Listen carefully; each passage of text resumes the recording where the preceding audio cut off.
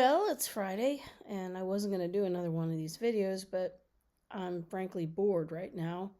My husband's conference is ending this afternoon, and he said he would be back here at like 1 o'clock, and it's now about 12:20. So I figured, why not make a video?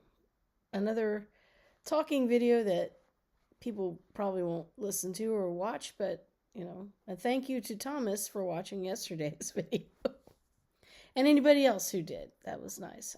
As you can see, I'm not drunk today, so um in fact, I haven't even been outside yet.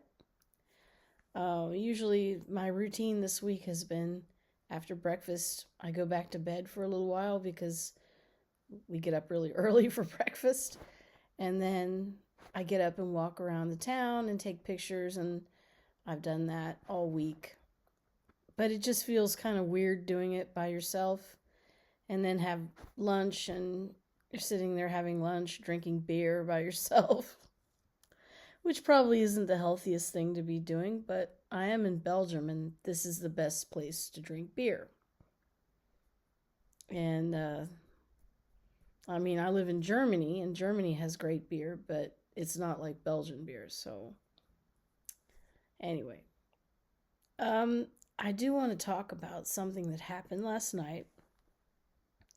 It doesn't have too much to do with politics.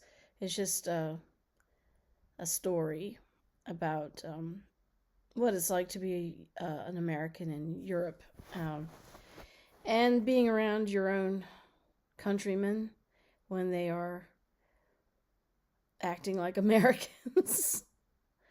One thing that my husband and I have done since we moved back here in 2014 is we've kind of learned not to speak loudly in public places.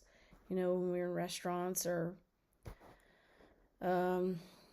out and about anywhere, we keep our voices low because Europeans generally do that, and it's probably because it's just a much more dense place. And we often cringe when we're in restaurants and Americans are there, and quite a lot of them are very loud, and they seem to have no concept of how loud they are. And I can be obnoxious and I enjoy inappropriate humor, and I have a really annoying laugh, not unlike Kamala Harris's. But I don't know, it's just something I learned. It's a courtesy thing. So we're sitting in this restaurant, and all week I've noticed that it's been packed. The food is very good, and a few of my husband's coworkers are there, and they are at their own table. It's 3 guys. And one of them is just bound and determined to share his foodie cred with the entire restaurant. The 2 guys that were with him were his coworkers, and he was just going on and on about foie gras and I don't know, duck breast and making duck confit, which is what we both ordered last night. And this would have been reasonably okay, but then he started using a lot of profanity. And I don't mind profanity, but when you're in a public place, you shouldn't be screaming shit and fuck and all the other words that he was using. But the cringiest part of the evening was when he started talking about how he knows all the people in Alsace, France, because we don't live too far from there. And I mean, most of us in Germany, we've been there a few times for a long break. I know we have. My husband and I have. But anyway, he went to Lorraine and Alsace a few times and got to know some purveyors of foie gras. And he was talking about, I can just call up this guy and Nancy or wherever and tell him what my order is, and he'll ship it right to my house. And then he starts going off about people who don't like the way foie gras is made, which personally I think is a very barbaric method.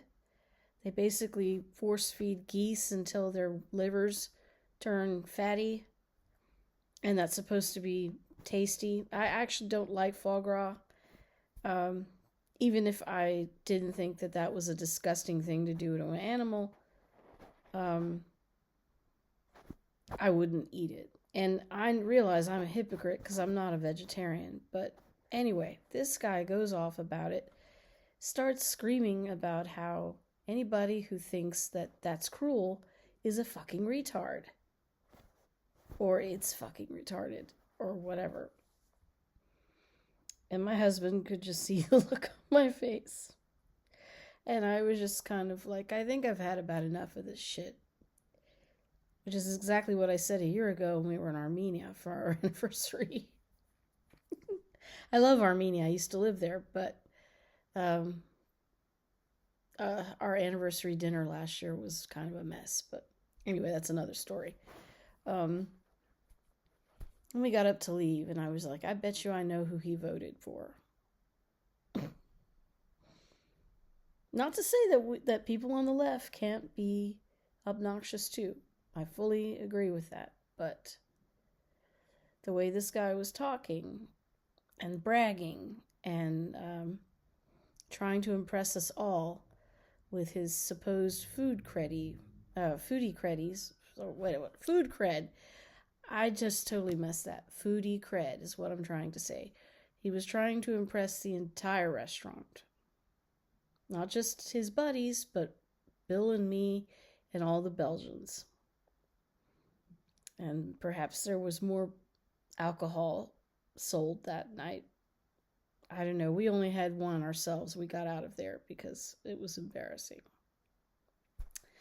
Well, that's about it. Have a nice Friday. I don't think I'll be recording again, but who knows? We'll be in the Netherlands next, and it will be a much nicer hotel with a better backdrop, I hope.